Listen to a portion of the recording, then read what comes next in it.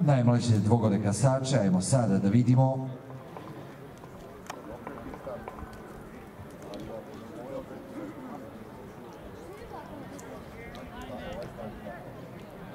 Start.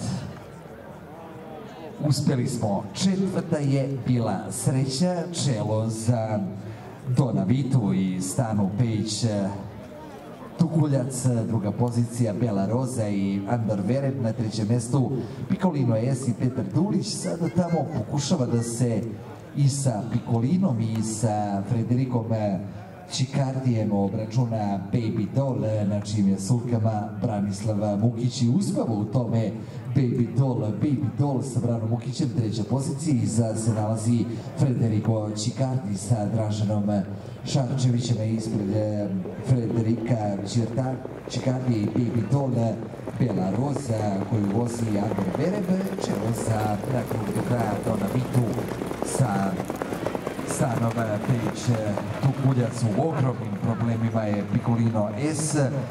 Pikolino S sa Petrom Dulićem.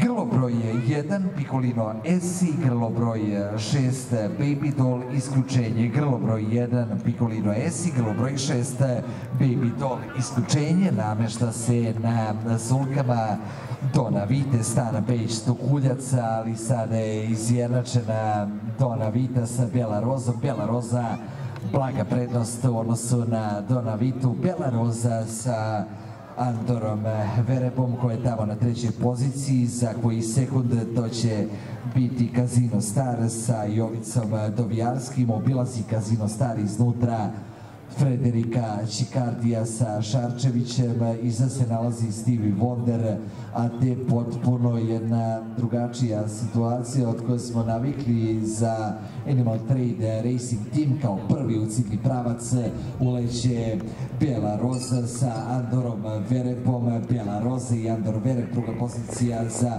Dona Vitu i Stanu Pejić Tukuljac. Možemo krenuti lagano sa aplauzima, niko neće ugroziti pobednike. Veliki aplauz za Bela Rozu i Andora Vereba. Drugo mesto Dona Vita, treća pozicija za Casino Stara, četvrto mesto